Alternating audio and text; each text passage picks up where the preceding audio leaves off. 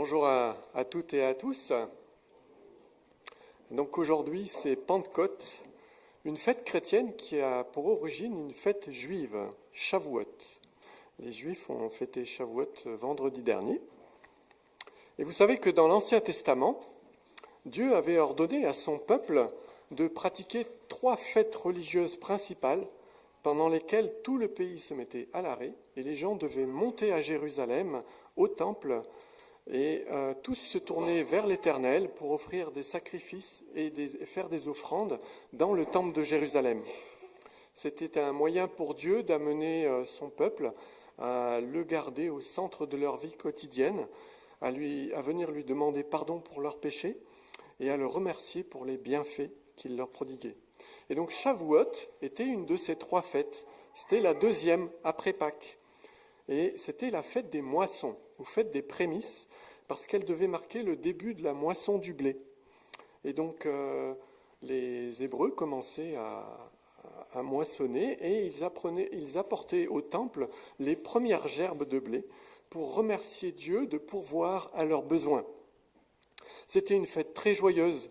On lit dans Deutéronome, « Tu te réjouiras devant l'Éternel ton Dieu, parce que Dieu pourvoit à nos besoins. » Et donc, la première signification de cette fête, c'est de remercier Dieu pour ses bienfaits, pour la nourriture qu'il nous donne.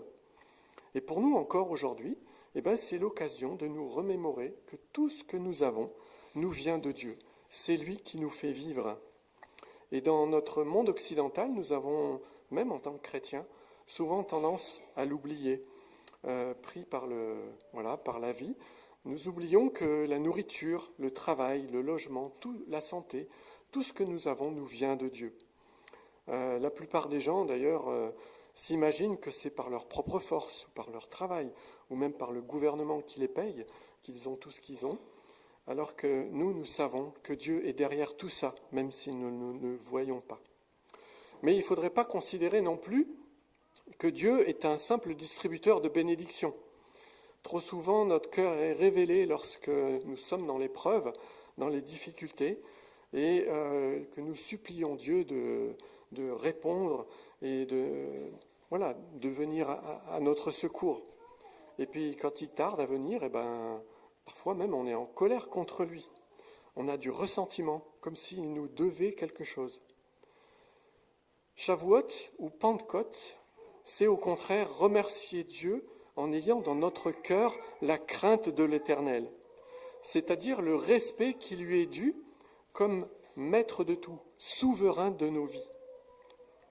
Jérémie 5, versets 23 et 24, nous dit de la part de Dieu, déjà en son temps, « Ce peuple a un cœur indocile et rebelle. Ils se révoltent et s'en vont. Ils ne disent pas dans leur cœur, « Craignons l'Éternel notre Dieu, qui donne la pluie en son temps, la pluie de la première et de l'arrière-saison, qui nous réserve les semaines destinées à la moisson. » Ne soyons pas comme cela, et venons au contraire vers Dieu avec la crainte dans le cœur. Craindre Dieu, c'est considérer que tout ce que nous avons est une grâce. Nous sommes pécheurs, rebelles, orgueilleux au fond de notre cœur. Et Dieu aurait pu choisir de nous abandonner à notre propre sort, de se retirer de nous. Mais non, parce qu'il est grâce, il nous pardonne nos péchés et il pourvoit à nos besoins. Alors, en ce jour particulier, remercions-le pour cela. Mais Shavuot, c'est encore plus que ça. Deutéronome 16, versets 10 et 11 nous dit « Puis tu célébreras la fête des semaines et tu feras des offrandes volontaires selon les bénédictions que l'Éternel ton Dieu t'aura accordées. Tu te réjouiras devant l'Éternel ton Dieu dans le lieu que l'Éternel ton Dieu choisira pour y faire résider son nom. » Shavuot, c'est Dieu qui vient à la rencontre des hommes dans son temple. C'est la communion retrouvée avec Dieu. Et c'est ça, remercier Dieu pour ses bienfaits.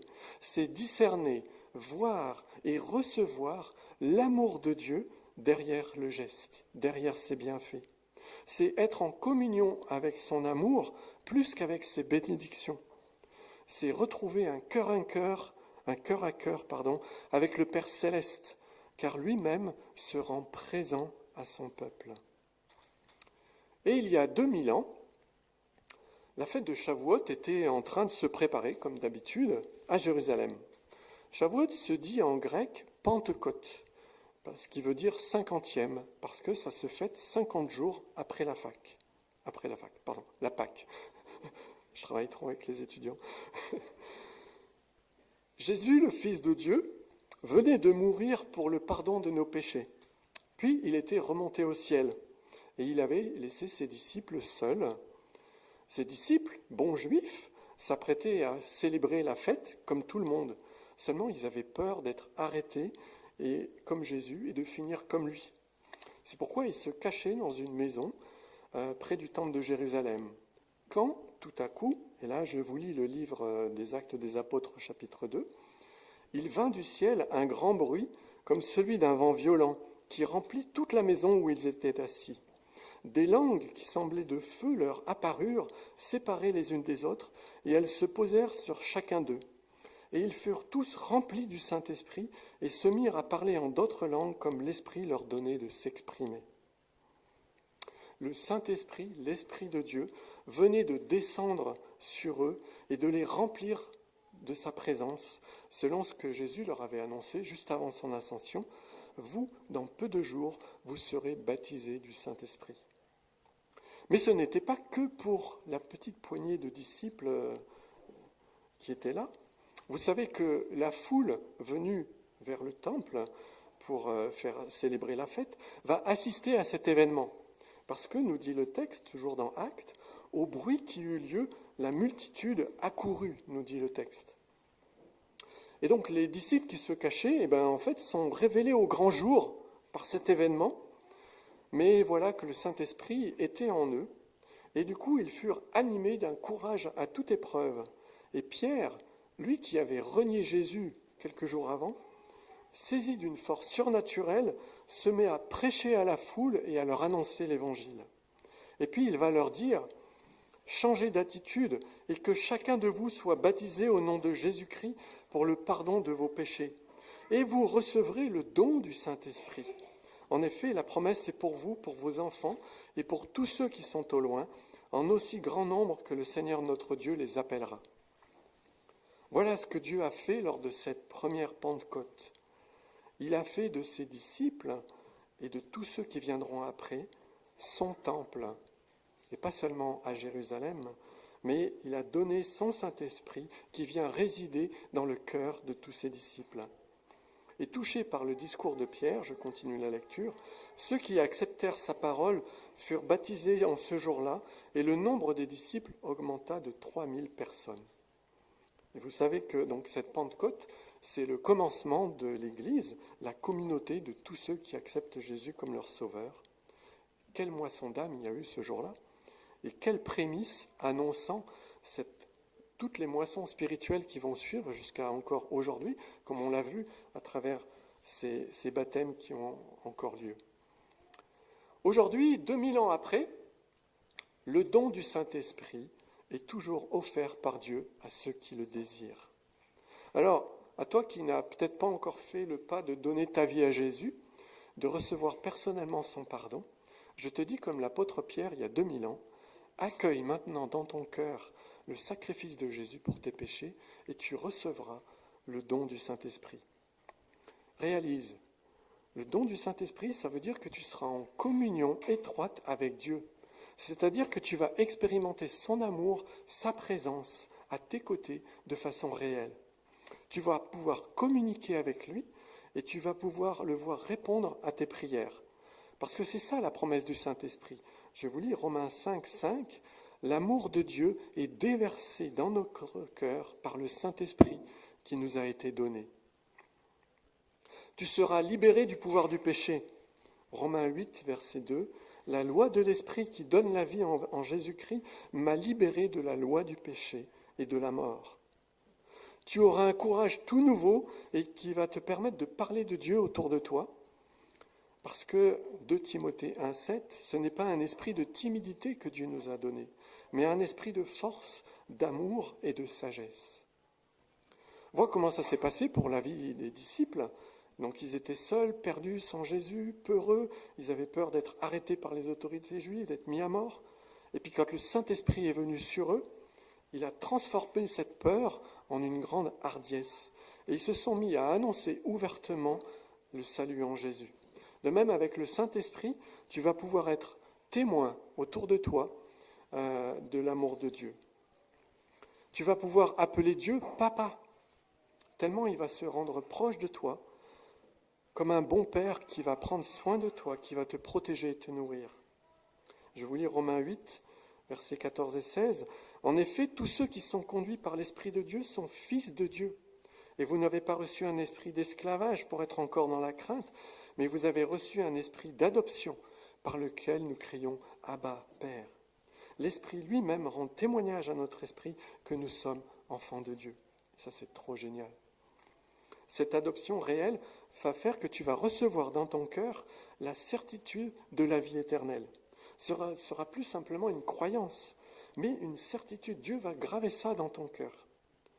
Éphésiens 1, versets 13-14. « En lui, vous avez cru et vous avez été scellés du Saint-Esprit qui avait été promis, lequel est un gage de notre héritage pour la rédemption de ce que Dieu s'est acquis à la gloire de Dieu. »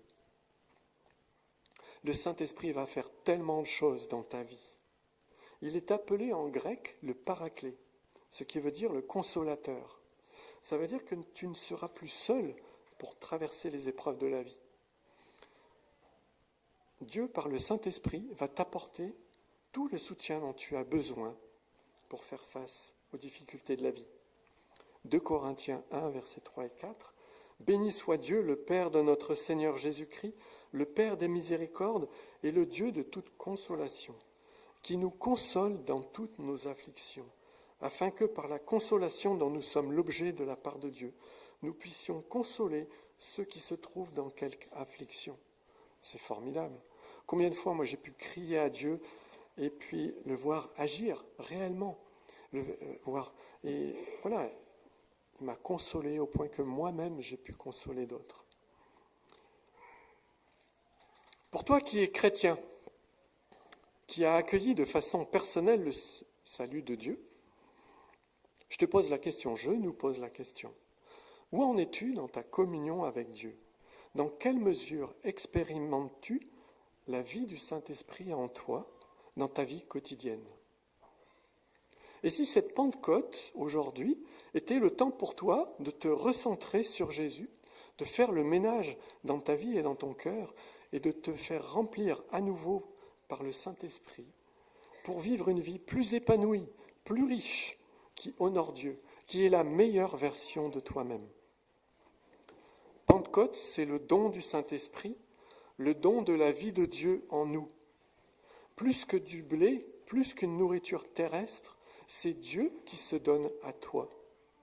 Et il est intéressant de noter qu'aujourd'hui, les Juifs, comme ils ont perdu le temple de Jérusalem, ne célèbrent plus la fête des moissons, mais ils ont remplacé le sens de la fête pour dire que c'est la fête du don de la Torah, de la parole de Dieu. Dieu est la nourriture dont nous avons réellement besoin. L'homme ne vivra pas de pain seulement, mais de toute parole qui vient de Dieu, disait Jésus en citant un passage de l'Ancien Testament. Est-ce que vous avez déjà pensé à ça ? Quand nous avons faim, notre ventre se met à gargouiller, mais quand nous nous mettons à table, alors là, quel plaisir ! On va se rassasier. Est-ce que nos temps avec Dieu ressemblent à un bon repas ? Est-ce que nous venons vers lui chaque jour avec envie ? Ou est-ce que nous jeûnons toute la semaine pour nous nourrir uniquement le dimanche matin ? Le don du Saint-Esprit, c'est Dieu qui se donne à toi. Et vous avez vu en Jésus ce que ça donne. C'est une vie extraordinaire, une vie en abondance qui transforme les situations de mort en jaillissements de vie.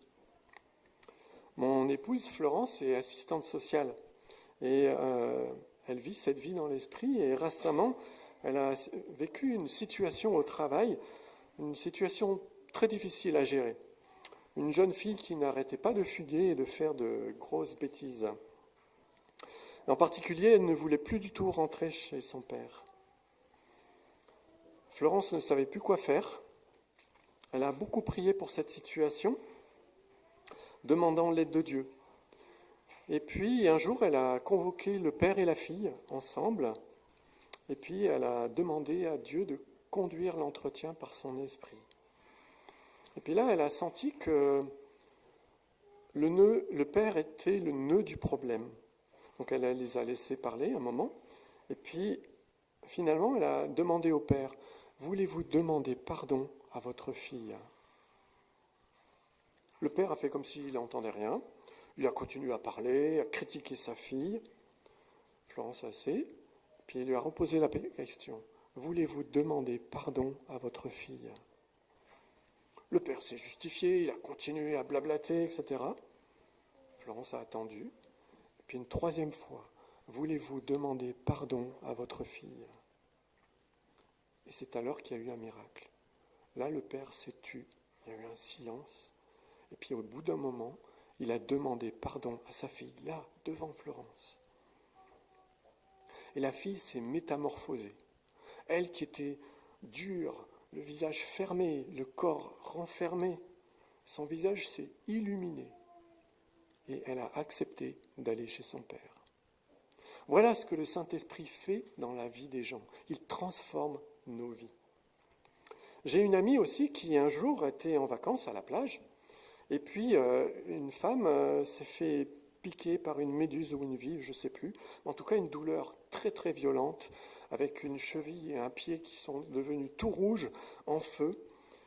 Et cette amie s'est sentie poussée à demander à cette femme si elle pouvait prier pour elle. La dame n'était pas croyante, elle se demandait ce que ça voulait dire. Mais bon, elle a dit, oui. Et cette amie a prié pour elle. Et là, Dieu a fait un miracle. Il l'a guérie sur le champ. La douleur et la rougeur ont disparu instantanément. Plus rien. Alors ça ne veut pas dire que c'est comme ça tous les jours. C'est vrai que quand on lit le livre des Actes, des Apôtres, on a l'impression qu'être rempli du Saint-Esprit, ça veut dire expérimenter sans arrêt des événements extraordinaires, recevoir des paroles, vivre des choses surnaturelles. Ça peut arriver, c'est sûr, comme je viens de le dire. Mais le quotidien d'une vie remplie par le Saint-Esprit, ça n'est pas ça.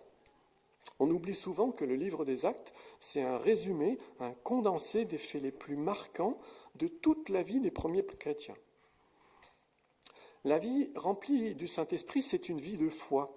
C'est-à-dire que nous savons que le Saint-Esprit vit en nous, mais nous ne le sentons pas forcément. Des fois oui, des fois non. Le Saint-Esprit parle, mais des fois on ne l'entend pas. Le Saint-Esprit transforme, voilà.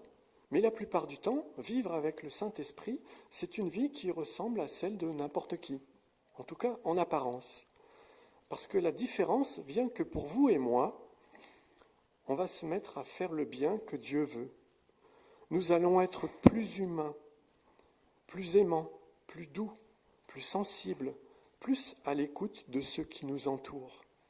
Car le fruit du Saint-Esprit, nous dit la Bible, c'est pas la puissance, le charisme, la force, les miracles. Non, Galates 5, 22, le fruit de l'Esprit, c'est l'amour, la joie, la paix, la patience, la bonté, la bienveillance, la foi, la douceur et la maîtrise de soi. Le fondateur d'Opération Mobilisation dit quelque chose de très vrai. Il dit « Je vois que je marche par le Saint-Esprit au fait que j'identifie plus vite mes péchés et que je m'en repens plus vite. » Plusieurs fois, j'ai conseillé des couples et j'ai vu cette différence entre ceux qui marchent par le Saint-Esprit et les autres. Notamment des conjoints qui étaient d'accord avec tous les conseils que je leur donnais, qui voyaient clairement que c'était le bon chemin pour la réconciliation. Sur le moment, j'étais encouragé. Mais quand je les ai revus quelques jours après, rien n'avait bougé. Ils trouvaient même des excuses pour ne pas changer. Résultat, les disputes continuent. Le Saint-Esprit nous est donné pour vaincre le péché, pour grandir en maturité, pour être renouvelés dans notre intelligence, Romains 12, verset 2, afin de discerner quelle est la volonté de Dieu, ce qui est bon, agréable et parfait. Je suis fier d'avoir comme collègue Jean-Philippe, qui travaille avec moi parmi les étudiants, car les jeunes filles disent de lui que c'est un gars sûr.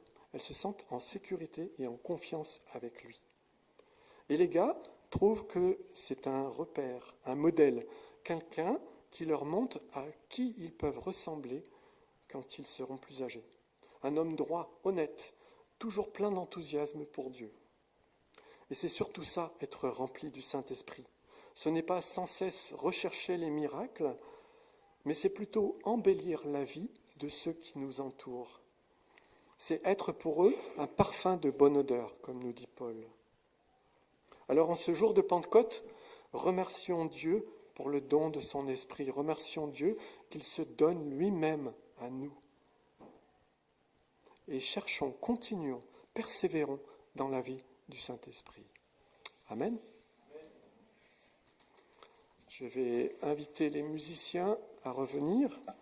Et en attendant qu'ils reviennent, on peut faire peut-être une prière. Seigneur, merci pour toi. Toi qui te donnes à nous, qui viens à nous et qui vient établir ta demeure dans notre vie, dans notre cœur. Aujourd'hui, Seigneur, je veux vraiment te prier pour que tu aides chacun, chacune à ouvrir son cœur encore plus à toi, pour que tu viennes nous remplir de ton amour. Amen.